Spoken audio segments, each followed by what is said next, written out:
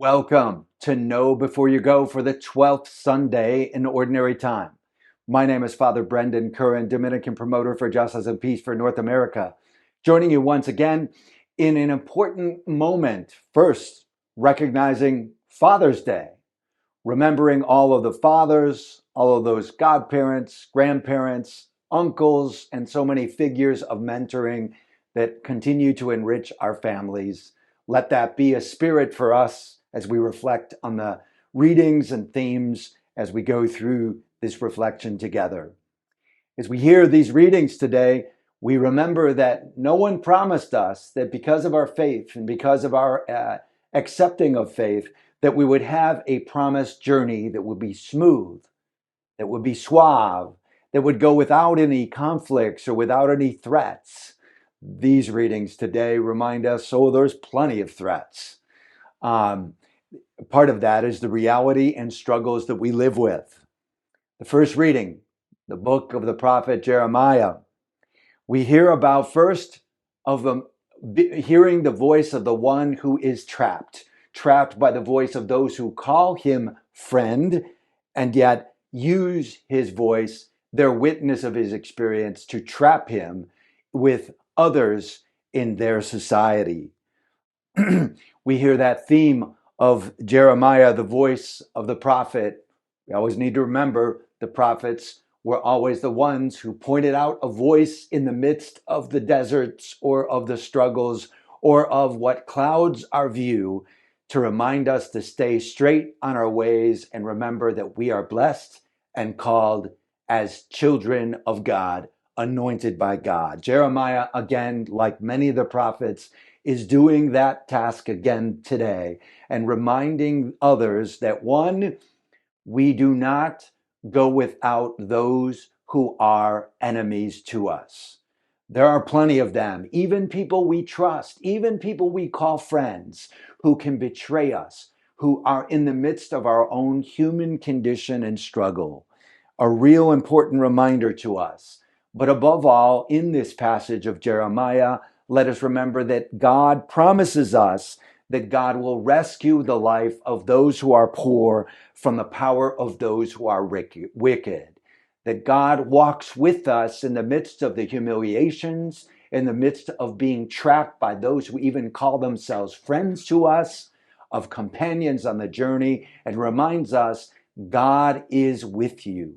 God never gives up on you.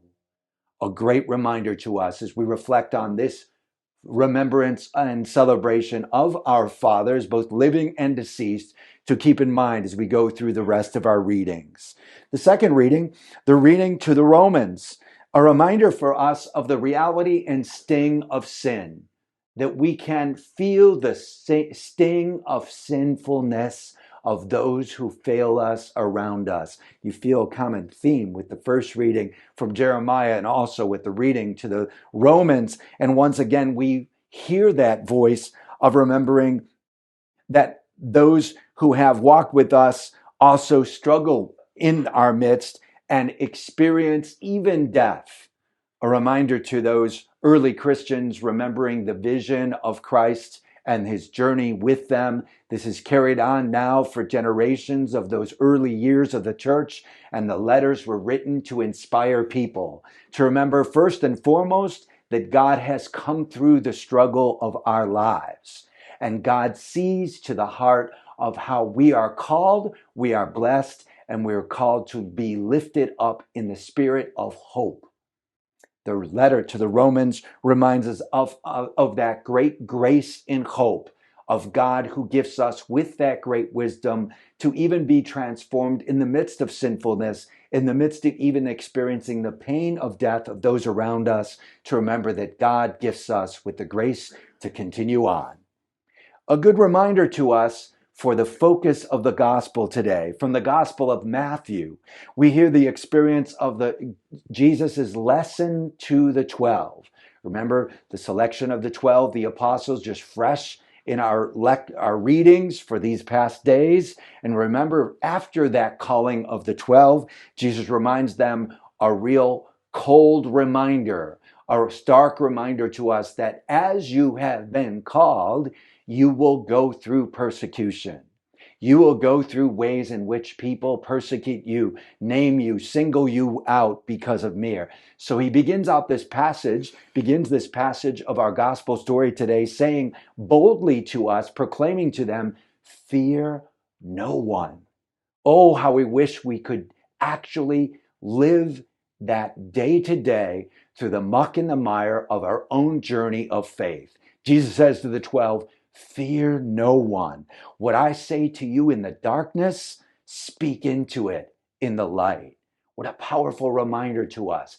How many of us want to be Christians, but don't want to live the strength and the commitment and the sacrifice of what that commitment means to us? Are we the people of the Beatitudes? Are we the people of the spirit of what the Our Father, the Lord's Prayer, means to us? If it has meaning, if Jesus invites those who are lepers and outcasts, who are cast off by our society, that we are called to remember all are blessed and whole and sacred in the eyes of God. We don't live that in the shadows of our lives. There are plenty of shadow apostles and shadow disciples and shadow followers of Christ, even in the midst of the gospel itself, in the journey of Christ's pilgrimage on earth. But we're reminded that now today, what a call to task for each of us. This day gives us great challenge to remember, how do we live our life when we say we are Christians? How do we share what we share in word and action and make that be a light of hope for all people, for the people around us, for our loved ones, and so many more? What a great calling and challenge to each of us as we celebrate our fathers as the role of parents, to remember that you are called to be shepherds in family, whether mother or father, parent or guardian.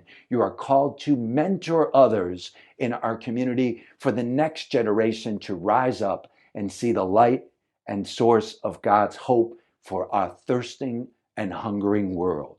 This is our challenge today. In the midst of all of the struggles around us, in the midst of a World Cup that is happening in our midst, on our very grounds of Canada, Mexico, and the United States, where former enemies or even existing enemies are on a football field, on a soccer pitch. In some of our traditions, we call it that, and put on a jersey to have a peaceful competition with one another, where their fans are sharing even a beer with one another. Might that be a sign for us of what we could be and should be and are called to be in our own society all over the world? This is the task for all of us. Shine your light, not just in the shadow, but lift it up and speak in the light. You are a believer.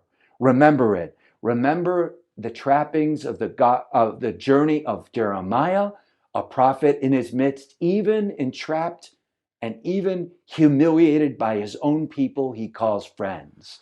Remember the hardship and the struggle of those early Christians of the letter to the Romans.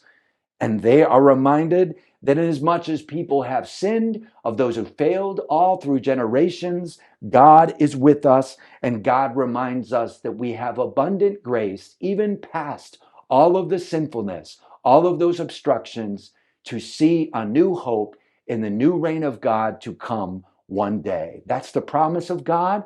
God gives to you and me. Let us live it. Not just in the shadows, not just on Sunday Mass, but every single day of our lives. Blessings to you.